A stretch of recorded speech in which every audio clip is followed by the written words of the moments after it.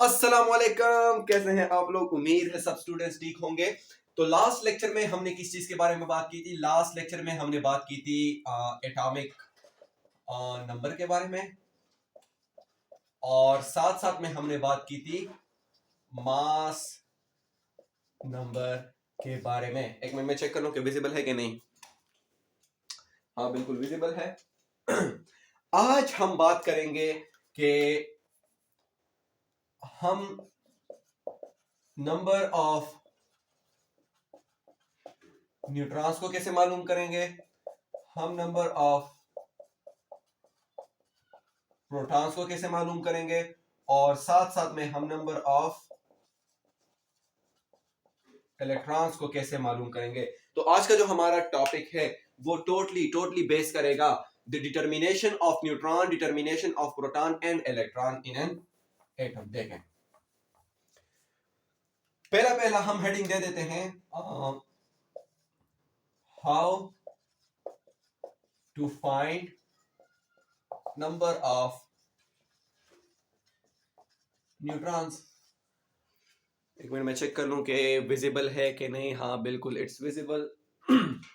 देख लें, for example question आपको दिया जाए कि मेरे पास कार्बन है, सपोज आई हैव कार्बन, मेरे पास कार्बन है, कार्बन का जो मास नंबर है वो है 12। कार्बन है, कार्बन का जो मास नंबर है यहां पर ए मैंने इसलिए लिखा हुआ है because we represent mass number with ए।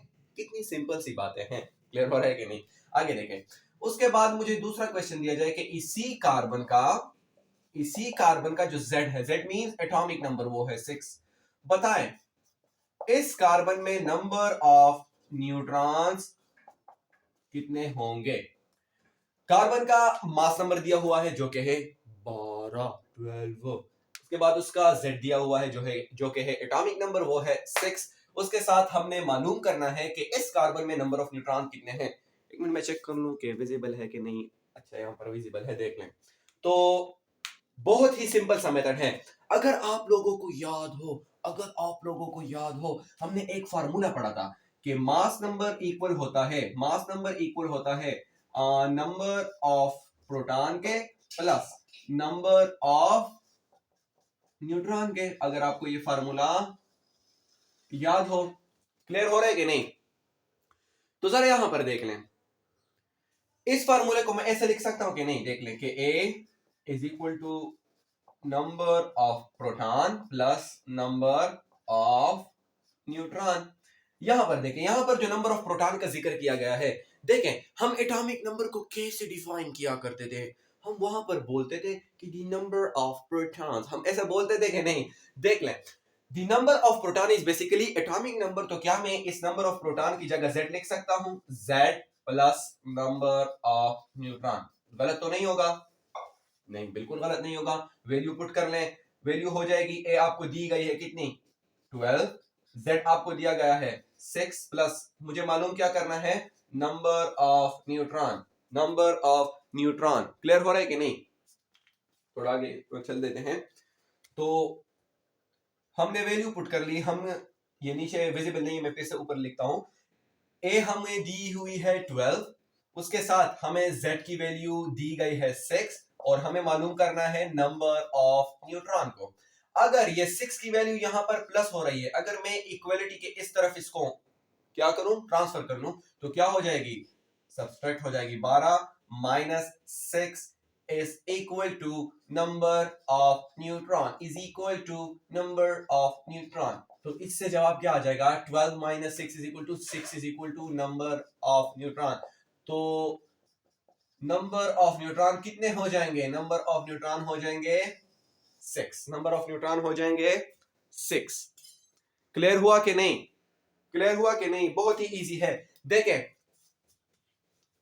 मुझे सवाल दिया गया था कि कार्बन का मास नंबर है 12, कार्बन का एटॉमिक नंबर है 6। एटॉमिक नंबर बेसिकली होता है नंबर ऑफ न्यूट्रॉन। कल हमने एक फार्मूला डिस्कस किया था कि mass number is basically equal to number of proton plus number of neutron. इधर देखो, किधर देख रहे हो, सही है। तो क्या मैं इस फार्मूले में वैल्यू पुट कर सकता हूं कि नहीं। देखें, ए मुझे गिवन है, उसके साथ साथ नंबर ऑफ प्रोटॉन मुझे गिवन है। Basically Z is number of proton, हमसे रिक्वायर्ड क्या है, नंबर ऑफ न्यूट्रॉन। क्लियर हो रहा है कि नहीं?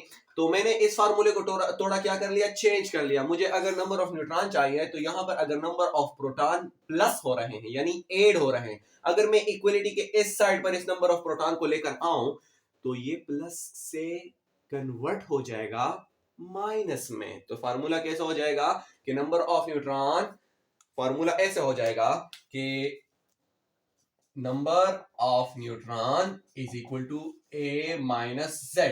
तो ये फार्मूला है नंबर ऑफ न्यूट्रॉन को मालूम करने का। बस आपने सिर्फ वैल्यू पुट कर ली, A से माइनस कर ले Z को, तो आपके साथ जवाब आ जाता है नंबर ऑफ न्यूट्रॉन का। क्लियर हुआ कि नहीं? बहुत ही इजी है। हम आगे की तरफ चलते हैं।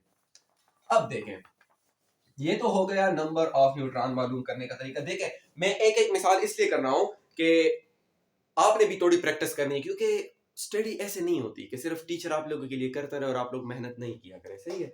अभी आप लोगों ने मालूम कर लिया कि कार्बन में नंबर ऑफ न्यूट्रॉन कितने थे, नंबर ऑफ न्यूट्रॉन कितने थे, 6 थे। इसी कार्बन का जो मास नंबर था वो कितना था, 12। अगर सवाल में थोड़ा चेंज कर दूं, चेंज मैंने क्या कर लिया, पहले नंबर ऑफ न्यूट्रॉन रिक्वायर्ड थे, अभी मैं आपसे पूछ रहा हूं कि एक कार्बन है उसमें नंबर ऑफ न्यूट्रॉन है 6, उसका मास नंबर है 12, बताएं इस कार्बन का Z कितना होगा, यानी नंबर ऑफ प्रोटॉन या नंबर ऑफ इलेक्ट्रॉन इसमें कितने होंगे। अभी आप लोग बोलेंगे कि अरे भैया ये तो कोई नई बात हो गई। नहीं, नई बात तो बिल्कुल ही नहीं है। सही है? क्लियर हो रहा है कि नहीं? वही पुरानी बात है। अब देखें, फॉर्मूला है आप लोगों के पास के A is equal to Z plus number of neutron. Clear हो रहा है कि नहीं? ये Z जो है, Z ये है एटॉमिक नंबर, और एटॉमिक नंबर को हम कैसे डिफाइन करते हैं कि atomic number is defined as number of proton और नंबर ऑफ इलेक्ट्रॉन, क्योंकि न्यूट्रल एटम में नंबर ऑफ प्रोटॉन इक्वल होते हैं नंबर ऑफ इलेक्ट्रॉन के। कितनी सिंपल सी बातें हैं। सही है? रिक्वायर्ड क्या है, जो हमसे मांगा गया है क्वेश्चन में, तो हमसे जो चीज मांगी गई है वो क्या है, वो है Z। हमने Z को मालूम करना है, या हमने नंबर ऑफ प्रोटॉन को मालूम करना है, या हमने नंबर ऑफ इलेक्ट्रॉन को मालूम करना है। अगर ये नंबर ऑफ न्यूट्रॉन यहां पर ऐड हो रहे हैं, अगर मैं इसको इस तरफ कन्वर्ट करूंगा तो क्या हो जाएगा, सब्सट्रैक्ट हो जाएगा। तो मैं लिख सकता हूं कि A minus number of neutron is equal to Z। एक मिनट में चेक कर लूं कि it is visible or not. Yes, it is visible. Formula आप लोगों के पास आ गया। फार्मूला मेरे पास क्या आया कि Z is equal to mass number minus number of neutron. Values put कर ले। मास नंबर कितना दिया हुआ है, 12। नंबर ऑफ न्यूट्रॉन कितने हैं, 6। जवाब कितना आ जाएगा, 6। तो मैं बोल सकता हूं कि इस कार्बन में, यानी ये कौन से कार्बन की हम बात कर रहे थे, कार्बन 12 की हम बात कर रहे थे, कि इस कार्बन में नंबर ऑफ प्रोटॉन कितने होंगे, 6, या नंबर ऑफ इलेक्ट्रॉन कितने होंगे, वो भी होंगे 6। या आप नंबर ऑफ न्यूट्रॉन को कैसे मालूम कर सकते हैं, तो बातें सिंपल सी है, बहुत ही सिंपल सी है। आपने खुद के लिए कॉम्प्लिकेट तो बिल्कुल भी नहीं बनाना है। क्लियर हो गया कि नहीं? अभी आप लोग सोच रहे होंगे कि सर ये तो इतना इजी टॉपिक था। हाँ, ये इजी है। कितना इजी है?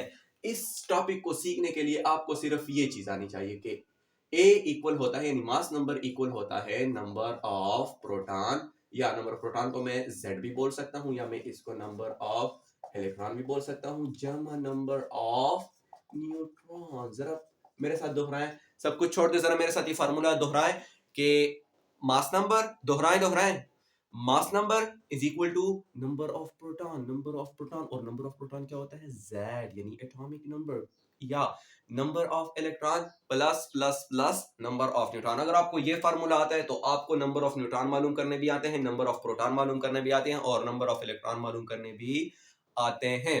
तो आज की वीडियो मैंने थोड़ी शॉर्ट सी बनाई ताकि आप लोगों को ये न्यूमेरिकल समझ आ जाए। इस पर जितने प्रैक्टिस आप कर सकते हैं, जितने न्यूमेरिकल आप कर सकते हैं करें, क्योंकि practice makes a man perfect. Thank you.